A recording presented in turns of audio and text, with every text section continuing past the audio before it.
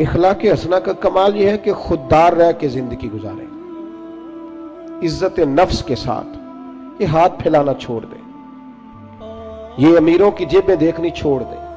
آپ یقین کریں کبھی بڑی بڑی تکلیف ہوتی ہے۔ ایک اجتماع میں، ایک پروگرام میں گیا تو وہاں قاری صاحب نے ایک سابقہ ایم پی اے صاحب کو بلایا ہوا تھا، تو کھانے کی میز پہ بیٹھے تو وہ علماء کو نصیحتیں کر رہے تھے، آپ لوگ یہ جمعہ پڑھایا کریں، آپ کو پتہ نہیں ہے لوگ کہاں چلے گئے، آپ لوگوں کو لڑائے نہیں۔ تو میں اس لیے خاموش رہا کہ اب انہوں نے فنڈ بھی دیا ہوگا، علماء بیچاروں کی مجبوری ہوتی ہے، جیب سے کہاں خرچ ہو سکتا ہے، اتنے پیسے نہیں ہوتے، تو کسی جگہ سے اب وہ نصیحتیں کرنے لگ گیا، آپ لوگ ان کو جمع کریں۔ کیوں بھلا؟ اس لیے کہ اگر خودداری ہو نا تھوڑے پہ گزارے کا، تو پھر ان جیسے لوگوں کی ضرورت نہیں پڑتی۔ یہ جب ان سے کوئی تھوڑا سا آپ توقع رکھتے ہیں پھر یہ ظلم کرتے ہیں۔ تھوڑی دیر کے بعد پھر کہنے لگا جی میں آپ کو مضمون دیتا ہوں اگلے جمعے کا، آپ نے اگلے جمعے یہ تقریر کرنی ہے، تو پھر میری بھی کئی دفعہ مجبوری ہے، کچھ رگیں ایسی ہیں جو نہیں سانس لینے دیتی، وہ رضا کے نیزے کی مار ہے کہ عدو کے سینے میں غار ہے، پھر کسے چارہ جو ہی کا وار ہے کہ یہ وار وار سے پار ہے۔ تو کئی دفعہ مجبوری ہوتی ہے نا، اٹ سٹ تے پکھڑا کوار گندل اسی اور بھی بوٹیاں جاننے ہیں، تو وہ مطلب اس نے سمجھا کہ سارے ایسے ہیں۔ تو کہنے لگا جی پھر بولے آپ وعدہ کرتے ہیں، میں کہا چوری صاحب کی کم کر دے ہو؟ کہندہ پانڈے بنانے، میں کیوں ہی بنایا کرو تیان نال، یہ علماء کے معاملات میں مداخلت بند کر دیں، آپ کو کیا پتا کیا موضوع بیان کرنا ہے، آپ علماء کو مشورہ دیں گے جائے کام کریں اپنا۔ کبھی کسی نے اٹھ کے پائلٹ کو مشورہ دیا ہے کہ جہاز صحیح چلا، اس کے پاس ٹریننگ ہے، وہ مرضی کرے گا، جس طرح کا اس کا دل کرے گا وہ چلائے گا۔ کبھی کسی نے بس کے ڈرائیور کو اٹھ کے مشورہ دیا ہے کہ یہ والا گیئر لگا، گاڑی یہ گیئر مانگ رہی ہے؟ آپ خدا کا خوف کریں، یہ 8 سال مدرسے میں پڑھا ہے، اس کو پتہ ہے اس نے کیسے کر کے دین چلانا ہے۔ اور علماء نے الحمدللہ علماء یہ جتنی آپ کو کہتے ہیں جی مولویوں نے کیا کیا ہے، تو میں نے کہا مسجدیں کم ہوتی ہیں، قرآن سنانے والے زیادہ ہوتے ہیں، یہ علماء کی محنت ہے اللہ کے فضل سے۔ ہر مسجد میں اذانیں ہوتی ہیں، جمعے کا خطبہ ہوتا ہے، یہ علماء کی محنت۔ اور پھر میں نے ان سے قبلہ سے بھی عرض کی، میں نے کہا چھوڑ دے آپ ہمیں بلائیں، مسجد والا سپیکر چلائیں، اب کوئی بندوبست نہ کریں، آپ مسجد کی چٹائیاں بچھائیں، ہم کو محتاج ہے کہ ہمیں بہت زیادہ بندوبست ہوگا تو نوٹ گریں گے تو تب بھی تقریر ہوگی، یہ رسول اللہ کا دین ہے۔ اگر کفار مکہ کے مجمع میں کھڑے ہو کے اکیلے جناب ابو بکر صدیق مصطفیٰ کی شانیں بیان کر سکتے ہیں تو ہم بھی ہر جگہ کھڑے ہو کے بیان کر سکتے ہیں، کوئی ایسا مشکل کام نہیں ہے۔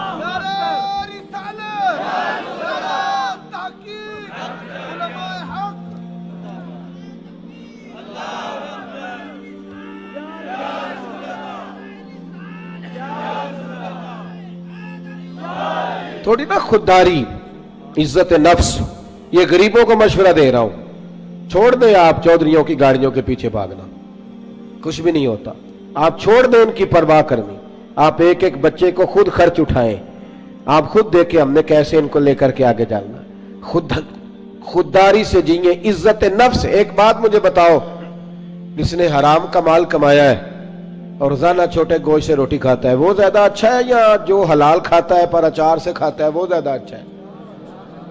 آپ عجیب بات کرتے ہیں میاں۔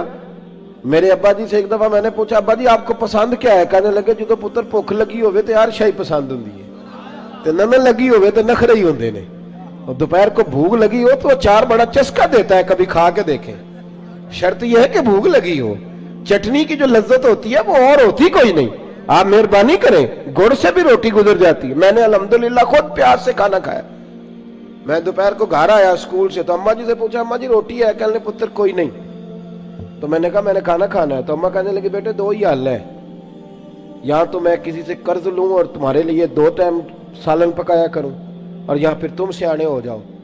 تو میں نے کہا جی نہیں آپ قرض نہیں لیں، آپ بتائیں کیا کرنا ہے؟ تو کہنے لگی تمہارا ابا کھا کے گیا ابھی پیاز کے ساتھ روٹی، گزر جائے گی؟ میں نے کہا آپ لائیں انشاءاللہ گزرے گی، کیوں نہیں گزرے گی، حلق سے گزرے گی، کیا اس میں حرج ہے؟ آپ اپنی مٹی پہ چلنے کا طریقہ سیکھیں، کسی کے سنگ مرمر پہ چلو گے تو پھسل جاؤ گے۔ آپ چھوٹی مسجد میں گزارا کریں، آپ خودداری سے جیئے، عزت نفس حسن ہے زندگی کا، یہ اخلاق ہے میرے رسول پاک کا۔ پڑھو ترمذی شریف، حضرت ثوبان بن مالک کو سامنے بٹھا کے نبی پاک نے فرمایا سجنا تجھ پہ پیار بڑا آ رہا ہے، हुजूर हुक्म करे, फरमाया हुक्म यह है कि एक वादा तू मेरे साथ कर, एक मैं तेरे साथ करता हूं। या रसूलल्लाह हुक्म करे तो नबी पाक ने फरमाया तू वादा कर किसी दुनियादार के आगे हाथ नहीं फैलाएगा, और मैं वादा करता हूं रब तुझे बगैर हिसाब जन्नत अता फरमाएगा। छोड़ दुनियादारों से मांगना, मांगना है तो रब से मांग, रब के रसूल से मांग। आप ये क्या बात करते हैं भाई? वो एक शायर था ना, कभी गुजर रहा था पास से, तो ये शायर नाराज ना हो जाए, मेरा बड़ा अच्छा शेरी ज़ौक है, शायर नाराज। कई दफा शायरों की जो पोजीशन होती है वो काबिल रहम होती, वो चादर सी ओढ़ लेते हैं बेचारे, और सर्दियों की रातों में भी चौकों पे बैठे रहते हैं। तो ऐसा ही कोई शायर बैठा था, तो एक सेठ गुजरा तो उसने 5 रुपए ना फेंक दिए। वो शायर ने बुलाया, उसने कहा ये क्या है? कहने लगा जी वो मसला ये है कि आपकी हालत बड़ी अजीब थी, तो मैंने कहा चलो खर्चा चल जाएगा। तो उसने कहा उठा अपने पैसे, मेरा तो इश्क में ये हाल है, वरना मैं कोई सेठों का मोहताज तो नहीं ना। उसने एक शेर कहा था, मुझे जिंदगी भर रह गया, कभी कभी जब अपनी मौज में होता हूं तो अकेला भी पढ़ता रहता हूं। वो शायर उस सेठ से कहने लगा ये आरज़ुए करम और मैं आपसे करूं, ये आरज़ुए करम और मैं आपसे करूं, ये भीख उसको दीजिए जिसका खुदा ना हो, ये भीख उसको दीजिए जिसका खुदा ना हो। हारून रशीद बैठे गुजर रहे थे तो हजरत बहलोल दाना बैठे थे, तो बहलोल दाना जमीन पे बैठे, हारून रशीद हाथी की सवारी कर रहा था, लश्कर था दाएं बाएं आना जाना। तो बहलोल दाना जमीन पे बैठे थे, मिट्टी के साथ खेल रहे थे। हारून रशीद आया, अस्सलाम वालेकुम बाबा जी कैसे हो? फरमाया बड़ा शुक्र है अल्लाह का। ये शुक्र होता है मजेदार किस्म का। मैं ना मदरसे में लगे हुए थे मिस्त्री, तो एक तालिब इल्म बड़ा परेशान रहता था कि रोटी जो है ना वो इस तरह की पकनी चाहिए। तो मैंने उसको बुलाया खिड़की से, मैंने कहा इधर आ तुझे एक मंजर दिखाऊं। वो मजदूर ना दोपहर को रोटी लाता है, साथ दिहाड़ी लगा होता है ना जो, तो मैंने कहा वो देख मजदूर खाना खाने लगा है। वो अचार 2 रोटियों के बीच रख के लाया है, और फिर टूटियों पे बैठ के उसने हाथ धोए, फिर पानी का गिलास भरा, फिर उसने जब रोटी खोली ना तो वो पोने को भी सारा अचार लगा हुआ था, और फिर उसने कई दफा बिस्मिल्लाह पढ़ी, और फिर जब वो रोटी खा रहा था, रोटी खा के फिर उसने पोना लपेटा, और उसकी आंखों में रेत थी, पर जब वो शुक्र अदा कर रहा था ना, और हाथ बांध बांध के आसमान की तरफ देख रहा था, तलफ्फुज तो इतना अच्छा नहीं था उसका, पर उसकी बॉडी लैंग्वेज कह रही थी जो बयान कर रहा है ना वो रूहों से बयान कर रहा है, वो अंदर से आवाज आ रही है अंदर से। ये 300 रुपया शाम को मजदूर को दिहाड़ी मिलती है तो वो 3 दफा हाथ साफ करता है, फिर बिस्मिल्लाह शरीफ कह के पकड़ता है। तो जो खतीब साहब कहते हैं कि वो 35,000 अकाउंट में करा देना, उन्होंने तो कभी बिस्मिल्लाह नहीं पढ़ी। ये जब आप ऐसे नोट फेंकते हो तो कभी नात खा को देखा बिस्मिल्लाह पढ़ते हुए? सवाल ही नहीं पैदा होता। उसको तो पता है कि अब कौन सा शेर है जो बार बार पढ़ूंगा तो उस पर नोट आएंगे, उसको तो पता है। और साथ ये भी कह रहा है कि मैं नबी पाक के तरफ से आता है तो खाता हूं, तो ये क्यों कह रहा था पहले 25,000 भेजो तो फिर आऊंगा? इसकी क्या जरूरत थी? अगर तू हुजूर के नाम पे खाता है ना तो फिर सेठों से सवाल करने की जरूरत ही नहीं। मुस्तफा करीम जब देते हैं तो शान के साथ देते हैं, और घर बैठे बिठाए भी अता कर देते हैं, फिर जरूरत नहीं। बहलोल दाना बैठे थे तो हारून रशीद करीब से गुजरा, बाबा क्या हाल है? का बड़ा अच्छा। कहने लगे बाबा कोई हुक्म ही कर दे। तो बाबा जी मुस्कुरा पड़े, कहने लगे तुझे कौन देता है? कहने लगा अल्लाह। तो फरमाया मुझे? कहा अल्लाह। तो हज़रत बहलोल दाना फरमाने लगे ये तो नहीं ना हो सकता कि अल्लाह हारून रशीद को देता जाए और बहलोल दाना को भूल जाए, ये तो नहीं ना हो सकता। जा अपना काम कर मियां, तू किस चक्कर में उलझ गया? खुददारी से जिए, इज्जत नफ्स, फटे कपड़े पहन के गुजारा करें। खबरदार, बावकार आदमी शानदार होता है, बावकार आदमी शानदार होता है। मुझे एक बच्चे ने वीडियो ला करके दिखाई, आप यकीन करें मैं आज तक उस बच्चे को ढूंढ रहा हूं। कोई गरीब का बच्चा सड़क पे पेंसिलें बेच रहा था, तो किसी ने उसको कहा, ये इसी वतन की बात, किसी ने उसको कहा ये बेटे 100 रुपया ले लो, तो कहने लगा नहीं मेरे अब्बा ने मना किया है। उसने कहा पेंसिल की मजदूरी लेना, मिसवाक बेच लेना, लेकिन पुत्र किसी से 100 रुपया नहीं लेना, फिर मांगने की आदत हो जाती है। फिर इंसान को मुफ्त के दस्तरखान पे मजा आता है।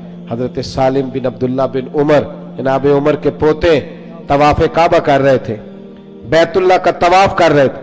तवाफ करते करते खाना काबा के दरवाजे के सामने मकाम मुल्तजिम के पास खड़े हुए तो खलीफा अब्दुल मलिक बिन मरवान आ गया। अस्सलामु अलैकुम के बाद कहने लगा, हुजूर मैं गवर्नर हूं मक्के का, कोई हुक्म हो तो बताइएगा। तवाफ मुकम्मल हुआ है, खाना काबा के गेट के कोई हुक्म?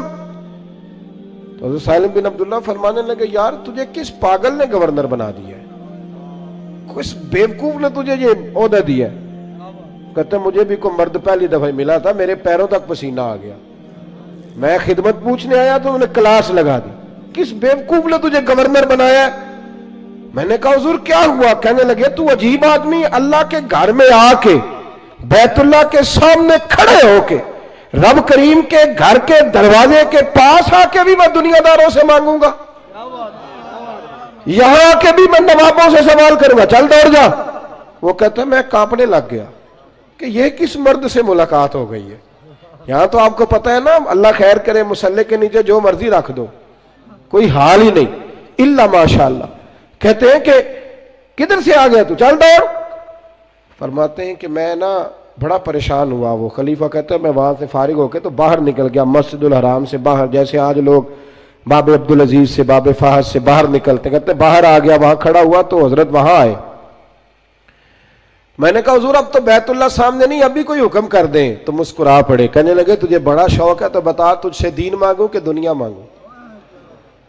मैंने कहा हुजूर दीन तो आपके पास है, मेरे पास तो दुनिया ही है।